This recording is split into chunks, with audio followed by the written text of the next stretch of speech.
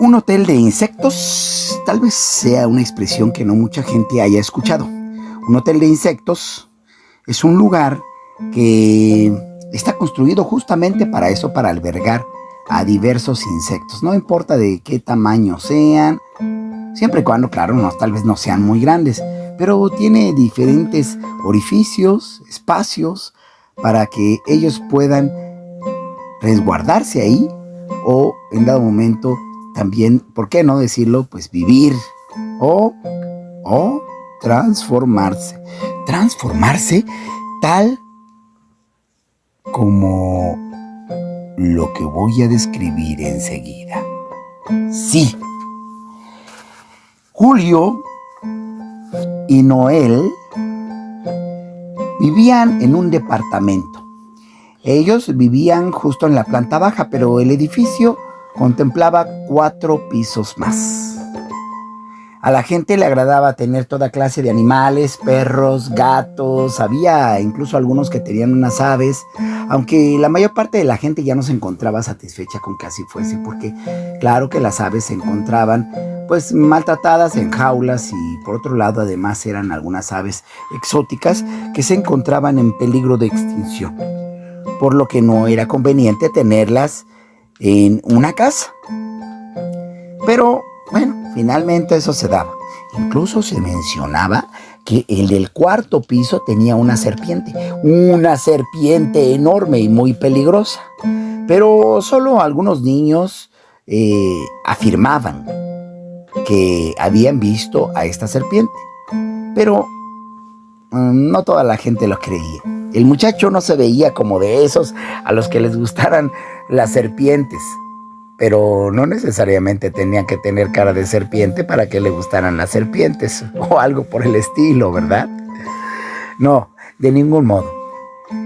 Pero tantos animales existían que cuando a ellos les obsequiaron el hotel para insectos, pues pensaron que por qué no podían tener unos cuantos insectos y observar cuál era su proceso, ya que se transformaran, por ejemplo, sobre todo pensando en mariposas. Y hablando de mariposas, una noche encontraron una especie de capullo, ¿sí?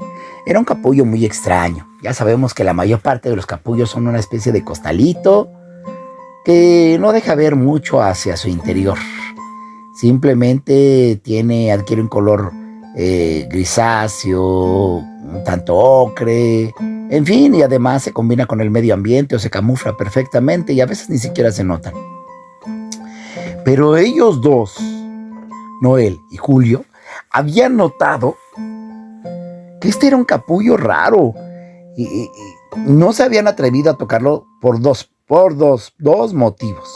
Primero que nada, porque si era muy delicado, probablemente si lo tocaban y no controlaban su tacto podían lastimarlo o infligirle algún daño. Y después, porque a decir verdad también les daba un poco de miedo, porque su apariencia no era normal, ¿no? Era como si fuese la cabeza de una araña, así parecía, y como si fuesen las alas de una polilla grande, que se encontraba contraída y tal vez tratando de ocultarse o a punto de transformarse de una manera u otra.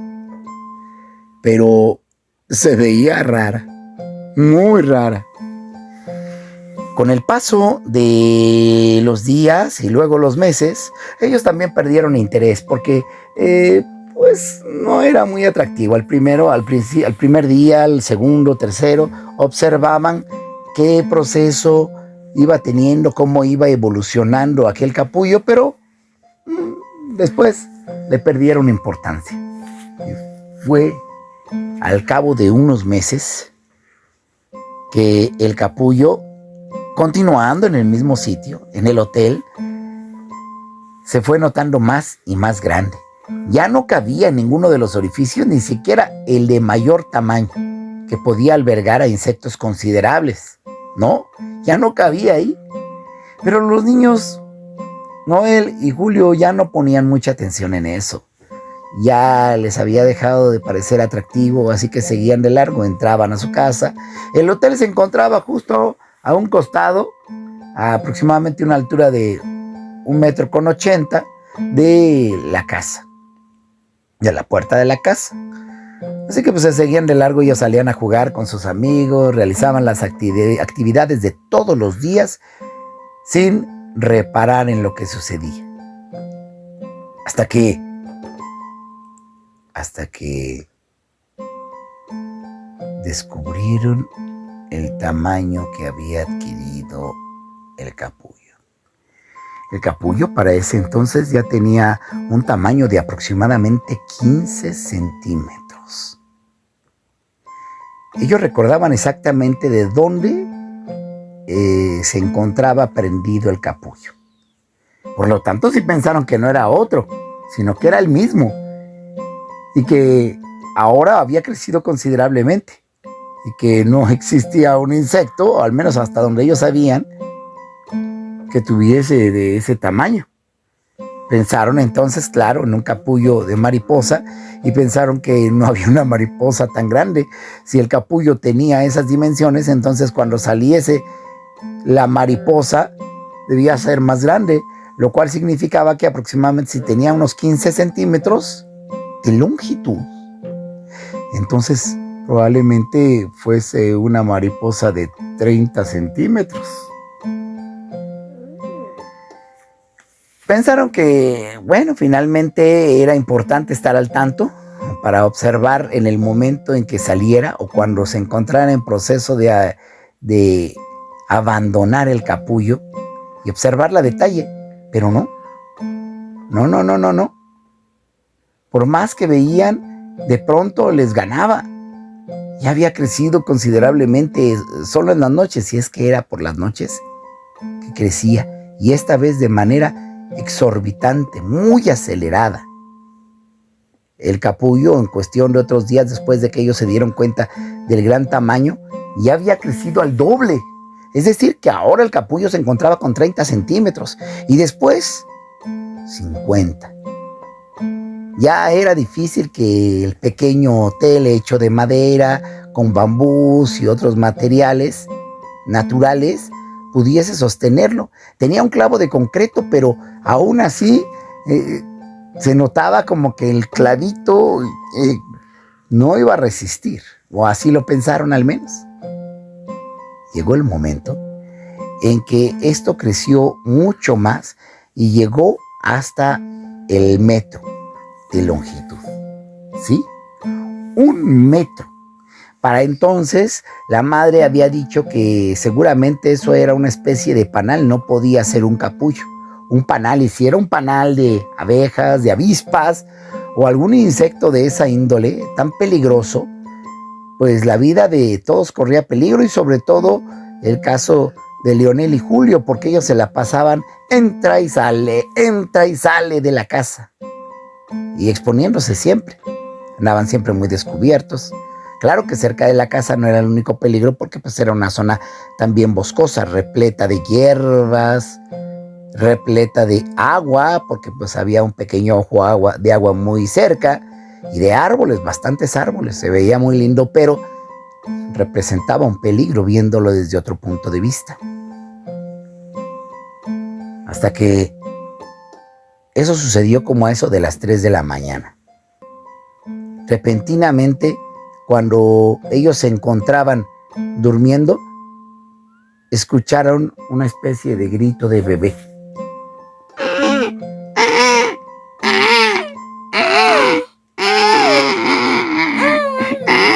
Un llanto persistente que les incomodó demasiado. Sobre todo Julio tenía el sueño muy liviano, así es de que no podía pegar bien los ojos. Abrió la puerta contra la voluntad de su madre, porque todavía ella gritó: ¿dónde vas? Pero no, él hizo caso omiso. Probablemente la madre pensó que simplemente se había levantado por un vaso con agua, pero no fue a eso, fue a abrir la puerta. La abrió y logró ver cómo el enorme capullo mostraba algo inconcebible.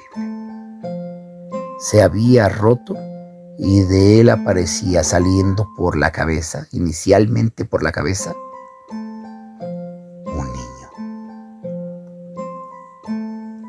un niño humano.